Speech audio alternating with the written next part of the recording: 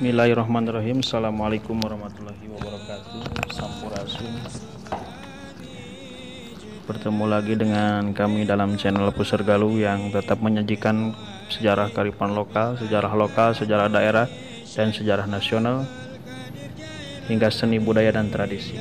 Dalam kesempatan kali ini kita akan membahas tentang sosok ulama besar yang berpengaruh dalam penyebaran Islam di wilayah Kertasari, Cigembor, dan Utama.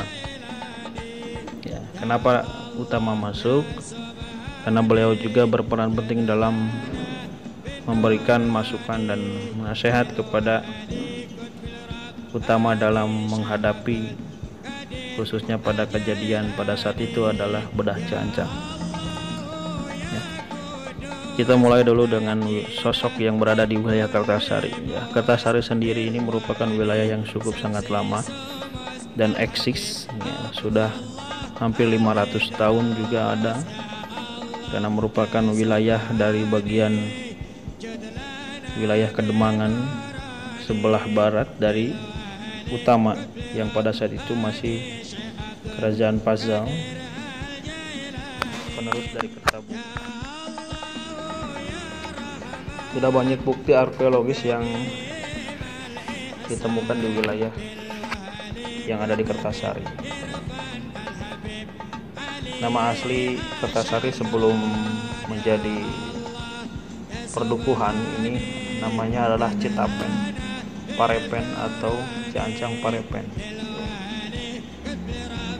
Ciancang Parepen ini merupakan wilayah kadipaten dan masuk dalam Kedemangan wilayah Ciancang pada abad ke-16.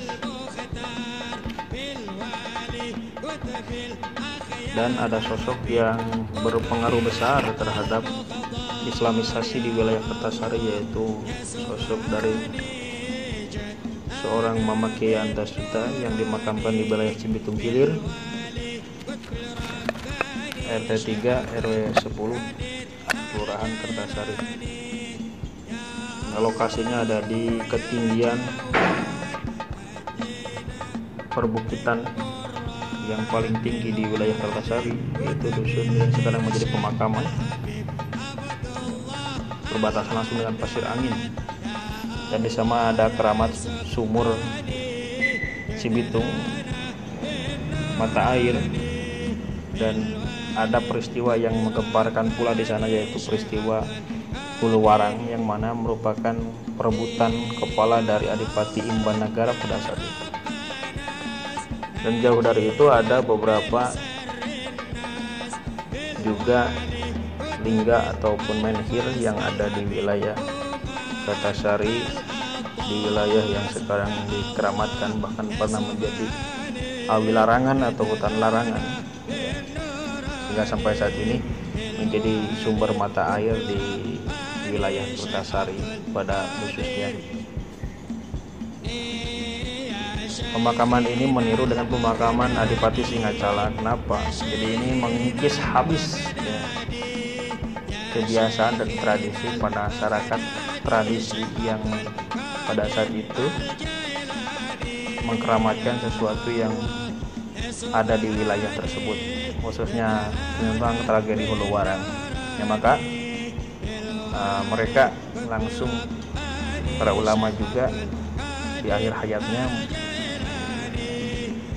tetap bersiar seperti halnya yang dilakukan Adipati Singacala. Kemudian ada Adipati Kusumadiningrat juga di wilayah Gunung Senayasa, dan yang terbaru juga ada Syekh atau Wali Said yang dimakamkan di pinggir makam Gegembung. Ini tujuannya sama, ketika datang ke sana untuk berziarah kubur. Ini pengikisan kebiasaan tradisi yang jenis, yaitu yang disebut dengan berbau Hindu ataupun Wiwitan. Pemakaman ini paling awal, kenapa? Karena sudah ada sekitar abad ke pertengahan 17, yaitu tahun 1740. Dan diperkirakan bahwa Muhammad Kiai Antasutta bin Antapraja ini merupakan tokoh ya yang berasal dari wilayah Kawali atau sekitaran Panjalu dari nama dan juga silsilahnya, karena pada saat itu ya Cirebon yang menunjuk langsung pada ulama-ulama supaya mendampingi para pemangku kebijakan, dan pada saat itu juga pemangku kebijakan di wilayah Ciancang dipimpin oleh Nyi Raden Ayu Rajakusumanagara pada tahun 1718-1736 Masehi. Dan kejadian yang cukup parah terjadi menimpa wilayah Ciancang karena pasukan Wetan yang pada saat itu dipimpin oleh Ngabehi Daya Luhur disertai diperkuat oleh Temenggung Banyumas ingin menaklukkan Ciancang yang pada saat itu tidak serta-merta takluk terhadap Mataram maupun pengaruh Mataram, karena masih dari kawasan Cirebon pada saat itu, sehingga melakukan penyerangan sekitar 2000 tentara pasukan dari Banyumas itu melakukan serangan ke wilayah Ciancang yang disebut dengan banjir darah ya. Ini kita pernah membahas tentang bedah Ciancang ini dalam episode bedah Ciancang, bisa dilihat oleh semuanya. Tugas dari Muhammad Kiai Antasutta adalah mengamankan wilayah Ciancang Parepen, yaitu wilayah Kertasari sekarang, supaya tidak tergoyahkan huru-hara, bahkan dibantu juga lebih jauhnya dari Managara. Bantuan ini dilakukan diplomasi oleh Syekh Abdul Wajah dalam Mas Garuda dan Kusuma Dinata 3. Ternyata tidak hanya satu kali upaya dalam melakukan pemberontakan tersebut, bahkan dalam serangan kedua pun tentara Banyumas ingin menjarah,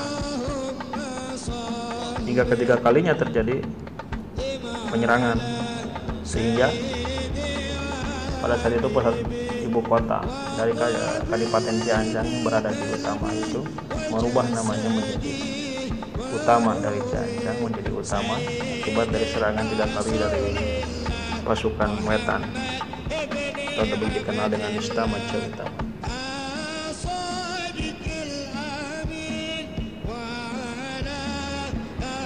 Muhammad Kiai Antasutta ini mengalami masa 3 periode atau kurang lebih 50 tahun mengabdi di Ciancang Parepen, khususnya Kertasari.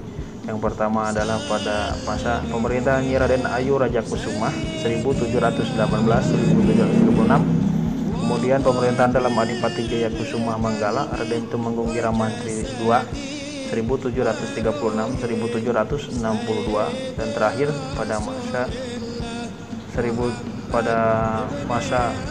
pada masa-masa inilah beliau nantinya mendampingi juga yang melanjutkannya, yaitu dalam Singadirja yang lokasi pemakamannya ada di Cibuntu,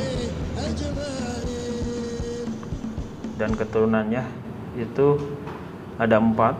Istri beliau ada Raden Ayu Candrakusuma, kemudian juga ayahnya itu melanjutkan juga dakwahnya di wilayah Bunisiri. Kemudian Kertasari diubah namanya itu ketika ada undang-undang pada masa Belanda. Itu dirubahlah namanya menjadi Kertasari. Dari awalan kata kerta itu 4 dan sari itu 1, atau tetap mereka masih mengacu kepada ibu kota utama pada saat itu, ke 1 Dosari. Kemudian muncullah di situ ada perdukuhan yang lebih komplit, ya, menyatukan juga beberapa daerah-daerah sehingga nama Kertasari ini lebih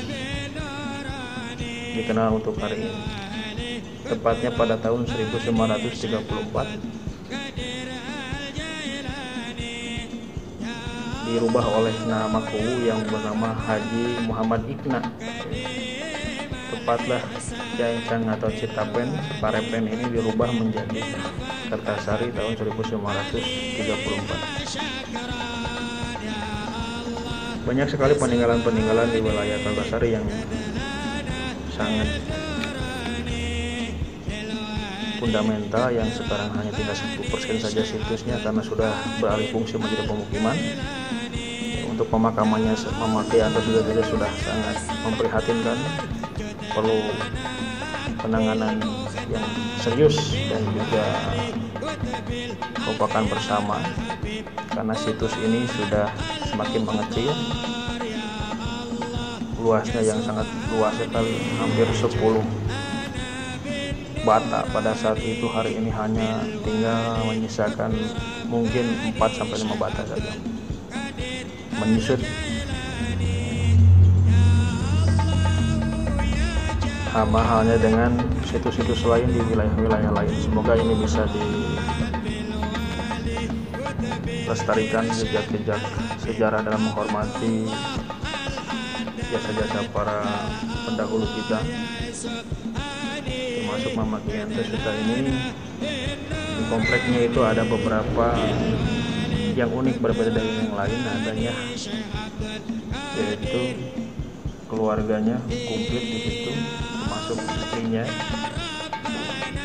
yang 4, anak-anaknya yang 4 ada di belakang, kemudian istrinya ada di pinggirnya. Untuk denahnya kita nanti akan buatkan, termasuk ada pemakaman untuk perabot.